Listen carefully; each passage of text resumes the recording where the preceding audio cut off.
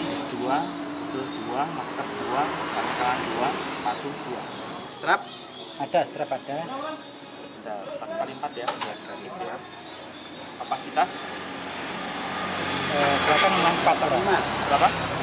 4 aja ya, 104 ya? 4 aja ya. Kebiasaan jenengan pada saat off-road, biasa off-road berat, sedang?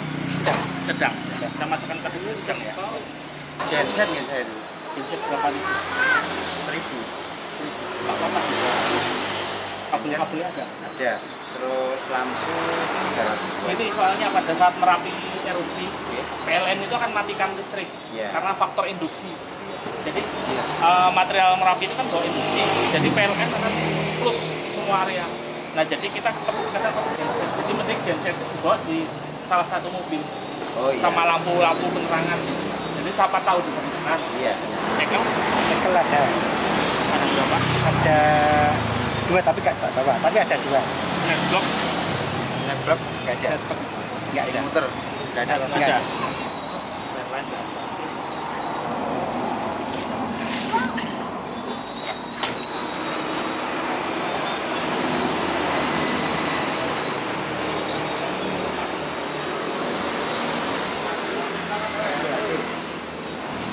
Salam satu jiwa. Jadi kita lagi menyiapkan Scrut armada yang tergabung dalam IOF Rescue untuk persiapan kesiapsiagaan erupsi Merapi 2020 ini. Kenapa kita lakukan? Kita belajar dari pengalaman supaya pergerakan dari teman-teman IOF bisa terkontrol, efektif, efisien, dan tidak liar. Jadi kenapa ada kata-kata tidak liar? Karena memang ada harapan dari pemerintah setempat dan dari BPBD. Kalau dulu tidak ada koordinasi yang matang, tapi insya Allah untuk saat ini kita sudah koordinasi matang di bawah BPBD dan Basarnas, dan insya Allah teman-teman dari IOF Rescue, relawan dari IOF Pemda Daerah Istimewa Yogyakarta, insya Allah akan maju bersama dengan koordinasi satu komando. Semuanya untuk masyarakat, tidak ada tujuan apapun istimewa.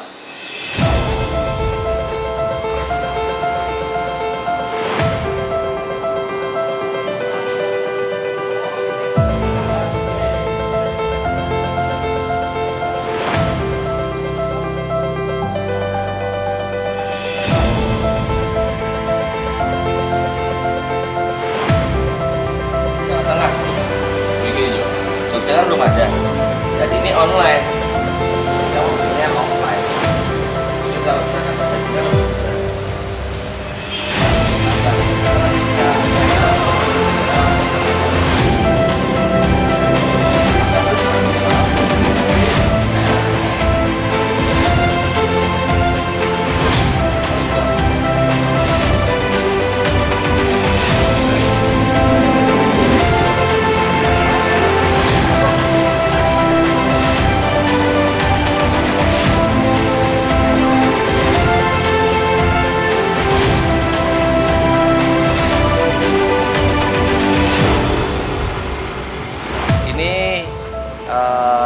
yang akan kita pakai untuk posko IOF Rescue nantinya.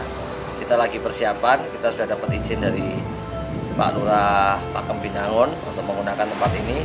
Nanti akan menjadi posko untuk koordinasi segala kegiatan IOF Rescue. Dan ini enaknya sebelah kanannya adalah kantor posko utama BPBD Basarnas, di sebelah kirinya PMI Sleman.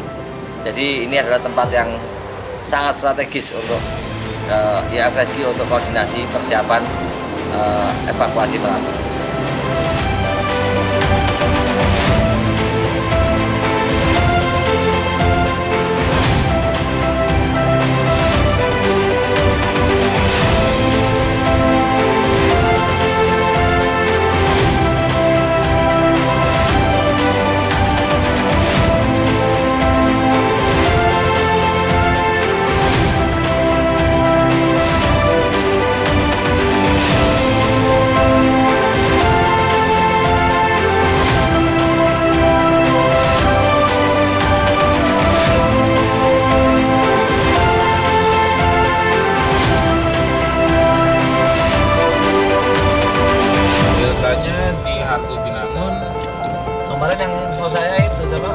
Basarnas sama ikut saya kemarin tuh Mas Prasetyo. Oce. Iya kayaknya. Masuk ke Wono sebentar. Masuk ke desanya? Iya. Ke pinggirnya sebentar kali. Ini mau Bentar, masuk. saya tak nyari si itu Masuk siapa? ke Wono Nggak sebentar. enak. Mas Kemarin Gusto. saya ada janjian si Gusto. Hari ini kita sedang melakukan pemetaan mapping hari pertama. Kita mulai dari wilayah barat, barat daya di Merapi sampai nanti ke sisi Paneng Timur.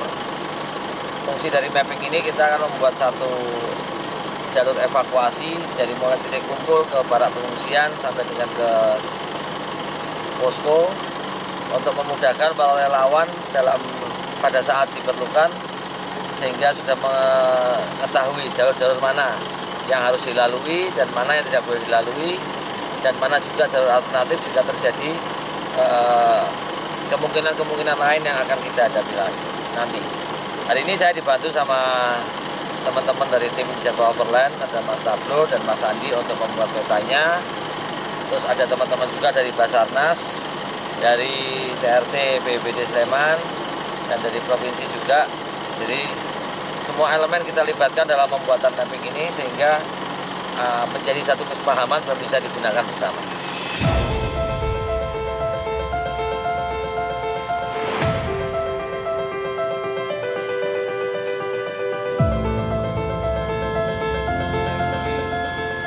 Nah, dia kan dipakai mereka itu dalam bentuk map menurut tapi offline. Kalau tak salah jadi sesuatu itu mereka sudah punya pegangan jalur yang benar ora supang sak arepe dhewe ya ana kebutuhan yang balai desa yang kelurahan apa nanti titik kumpul iki sing takon ganti Mas ana karo wit kae ngendine ya nang ngene iki tak kei sing ora itu sapa ben awar karo ngomong sing kene sik lho oh kenal aku kae kayak gini oh jalur iki orientasi lapangan ya Pak. Jadi nek ana ngirim relawan rene wis ana sing ngarahke.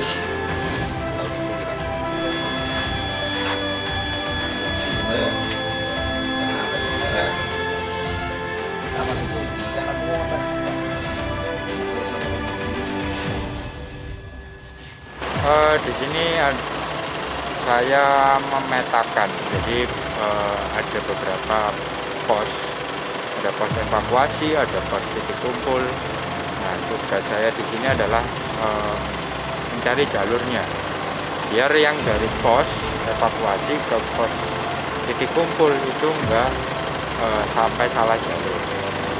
Kita bikin map digitalnya yang offline supaya bisa diakses ketika kondisi darurat dan nggak ada sinyal.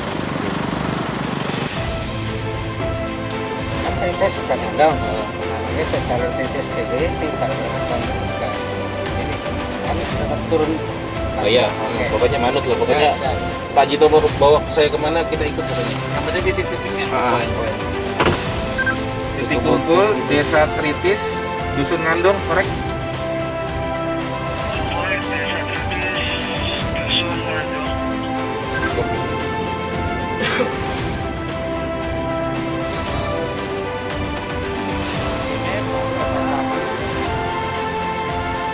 Yang kita mapping ini dari jalur masyarakat, jalur evakuasi pada titik kumpul ke titik aman atau di desa. Kalau dari desa ke barak pengungsian kan udah aman. Ya, jadi yang dibikin jalurnya itu yang jalur itu Pak. Terus untuk yang di dusun ini kan ini titik kumpul. Dusunnya kan melingkar sana. Ya. Kita melewati atau perlu kita lewati atau tidak? Iya, kita melewati ke sana. Iya. Supaya kan kalaupun ini map ini digunakan untuk kita mengevakuasi ke sana, kita sudah punya jalurnya gitu. Jadi kita ke atas dan di sana titik kumpul di sini. Nanti kita tandain di sini sebagai titik kumpul. Kita ke atas dulu. Ya. Terus ke kiri.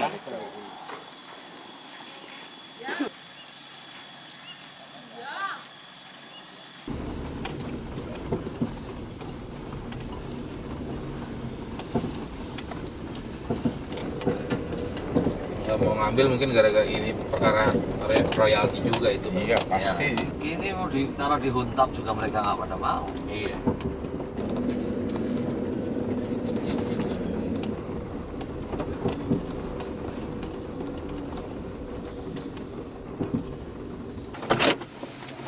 titik kumpul Desa Girikerto. Apa? Oh, memvalidkan data.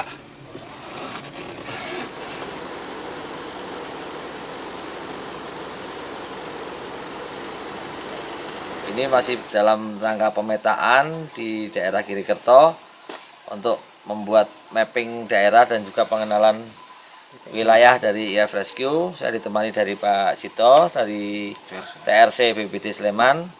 Beliau ini yang ngerti benar daerah-daerah sini sampai gang-gang tikusnya lewat mana beliau tahu. Dan ada Mas Adi itu dari Basarnas yang kebetulan beliaunya ini dinas ORC-nya di Purwo.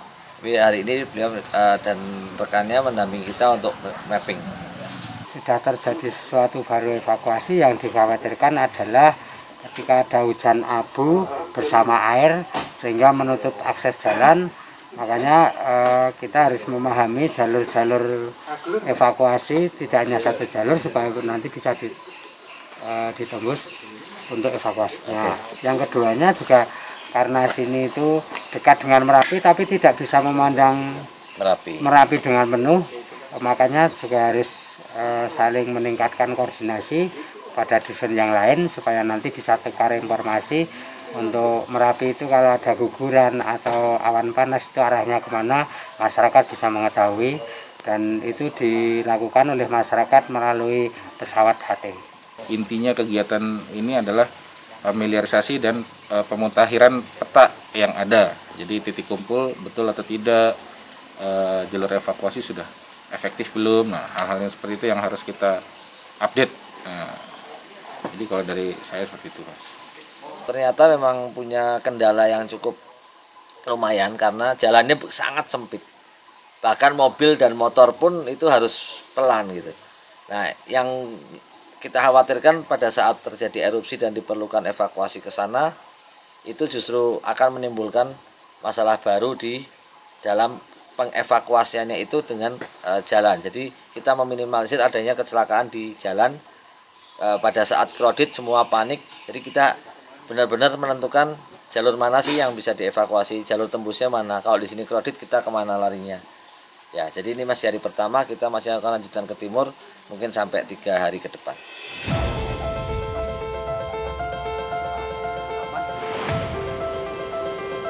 Titik kumpul Dusun Mandung.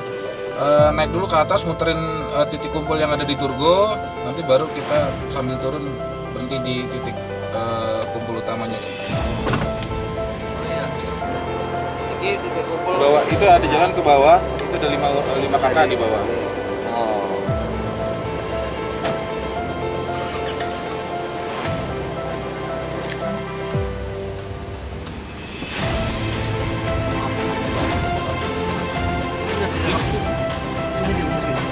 Ini titik kumpul kedua.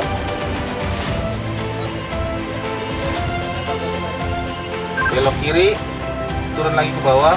Nanti pertigaan pertama belok kiri lagi.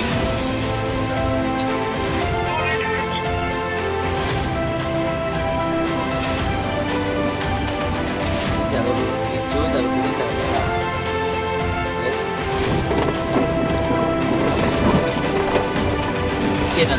Turgo, tapi nama lapangannya lapangan Tritis. Panah itu kan? Hah?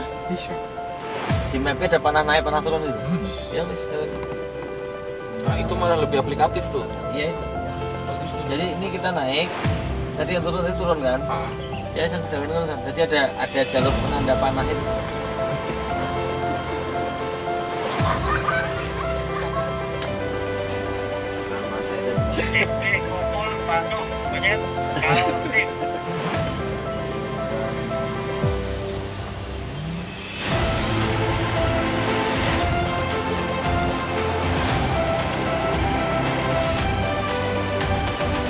Titik kumpul Hotel Joyo.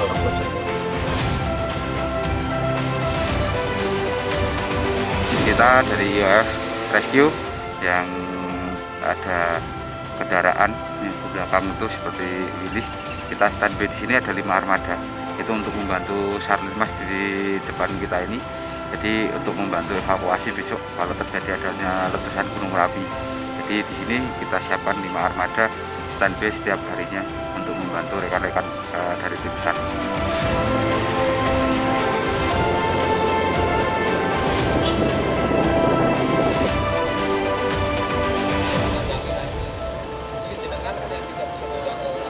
Saya perlu tahu medannya, karena misalkan ada kebutuhan di titik sini, kocok-kocok sekiri kan kocok peta lembaran itu kan kalau proses sama najari tadi kan tidak sih pecah sih ini mas nih kocok. Saya membuatkan kan peta digital offline ya, itu yang paling enak ya. Misalkan aku sudah di nanti tinggi terus jalannya ini kan kata kabel kan tinggal tinggi jalan pengiriman biling ini kabel. Orang yang ini kan di medan kulit itu dalam keadaan panas. Kalau nitrogen tidak bisa stay, dia harus gerak tuh mas. Ya, rakyat itu gerak. Ono korban dengan posisi sulit, kita bawa medisnya bisa, bawa sare iso, tapi nek korban itu pertanyaannya. Nah, kalau pikir gitu enggak. Pokoknya kita ini posisinya ya FSQ ini driver apa supir ojek online. Untuk panggilannya jenengan kini nyopir mangkat. Yang penting tau kayak map judulnya apa aku mangkat. Kita non skill. Aku ngangkat telepon korban. Oke, dapat di KB wong. Aku telepon iki apa pergane apa? Mas turun Mas. Iki skenario sing ngene-ngene iku dimponan. Dia ngomong gue serasa bingung-bingung kok tak kai rompi. Khawatir kok saking banyaknya orang dari berbagai macam nek usul ku ambiar di situ. Sekarang identifikasinya itu ada rompi sama ada mobilnya tak kayak nomor kabel. Oh gitu. Jadi kita mengetahui sudah terdata resmi gitu. Supaya tidak liar. Iya, saya koordinasinya tidak liar. Oke, gitu aja mungkin sepakatannya Mas. Ya. Itu ya. Oke, tujuh orang bukan belah dulu mau asem gue. Iya Mas. Yo, itu ya. Sambil jalan ya pelan-pelan ya. Leadernya sing kan wilayah wae. Kita mau masuk ke Rangkah ke atas. Masjid Mujahidin. Ini kita di titik kumpul Masjid Mujahidin. Ya, mudah-mudahan kita selesai hari ini di wilayah Kaliurang Tengah dan Cangkringan. Kalau nggak selesai besok kita lanjut ke timur.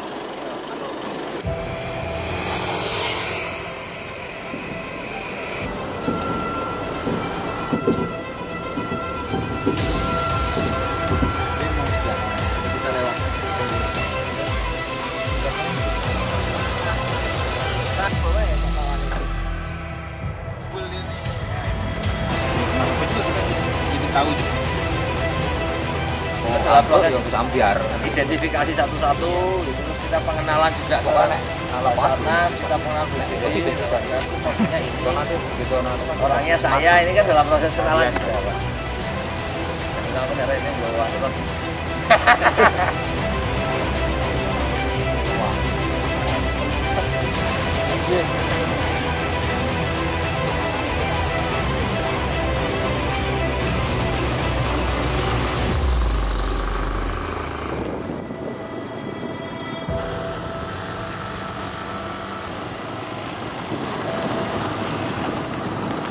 Jadi aktivitas masyarakat ada di sini yang kali adem, tapi aksesnya beliau-beliau itu banyak yang dari sini ya. Bawa kendaraan mobil dulu ya. Jadi ngumpul langsung bawa mobil bablas. Kemudian yang dari sini biasanya gayor, tapi gayor suat-suat karena di sini sudah tidak aman untuk ya, otomatis kan gampangannya kita sudah menyiapkan nggak mungkin mobil itu ada keputus ini.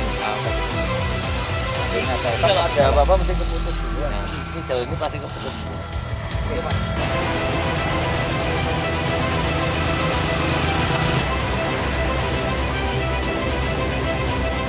Saya akan di Surabaya, Mas. Ya. Diperlukan untuk bikin pemetaan. Kita mau lanjut lagi ke bawah untuk mencari jalur alternatif yang lain. Jika terjadi kemungkinan kita harus punya plan A sampai B sampai C dan sebagainya. Kita juga harus tahu kesulitan medannya seperti apa. Pada saat terjadi erupsi kita harus tahu juga mobil apa yang tepat untuk di medan tersebut. Di situ tadi ada medan daerah aliran sungai, kita nggak mungkin mobil sampai ke sana karena itu daerah bahaya. Durasi luncuran material dari atas sampai ke situ cuma sekitar 3 sampai 5 menit. Jadi mobil nggak akan bisa di situ pada saat erupsi.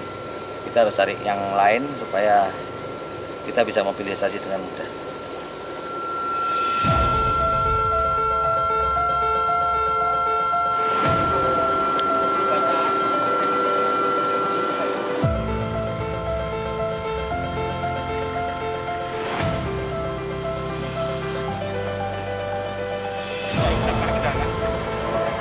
atas. Itu Huntap. Lebih dari 100 meter lah. Iya, jalan besar itu. Sekarang kita ke sana atau ke sana? Kita ke kiri. Kiri. Nanti AC bisa tak sambung ke atas. Kalau sini kan udah nyambung. Nanti kita dari selatan nanti.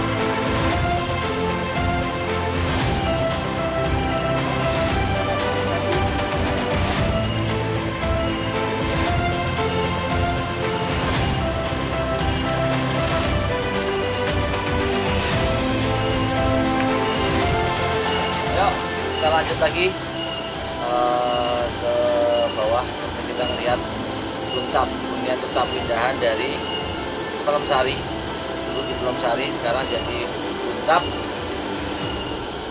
Karangendal. Huntap Karangendal. Ini anaknya Mbah Marijan dan istrinya Mbah Marijan Putri juga tinggal di Huntap ini.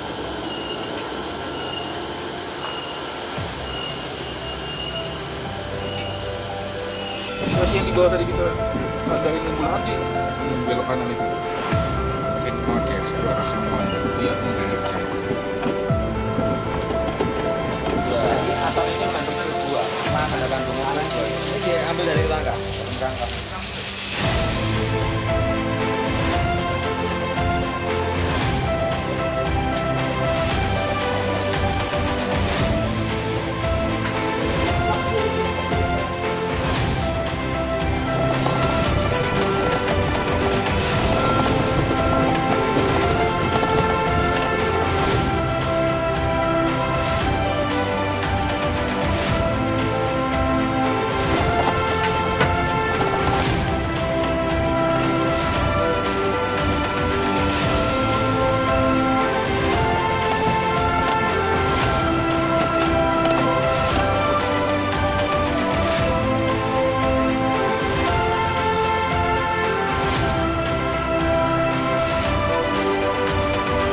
Ini adalah hari terakhir, mudah-mudahan hari ini selesai untuk pemetaan seluruh wilayah rawan bencana, untuk jalur evakuasi dan untuk jalur mobilisasi di kawasan KRB.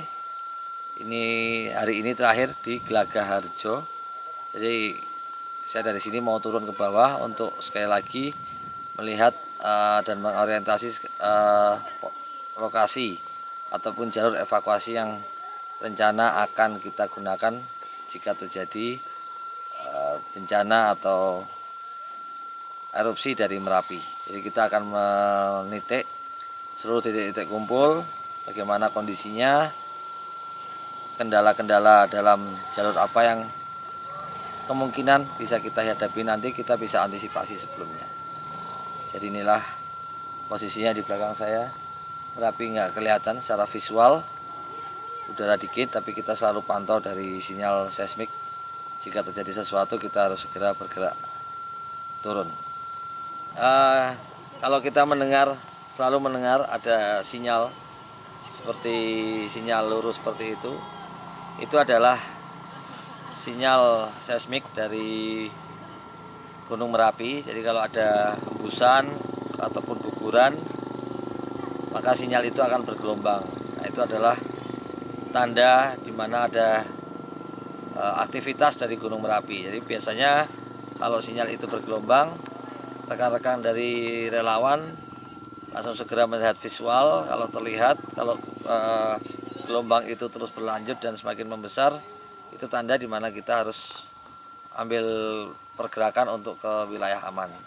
Jadi selama kita menjadi relawan, atau kita juga selama ini men-tracking jalur untuk evakuasi, kita harus selalu memantau sinyal tersebut, terutama kalau kita memasuki daerah-daerah yang di dalam radius yang cukup dekat dengan Merapi.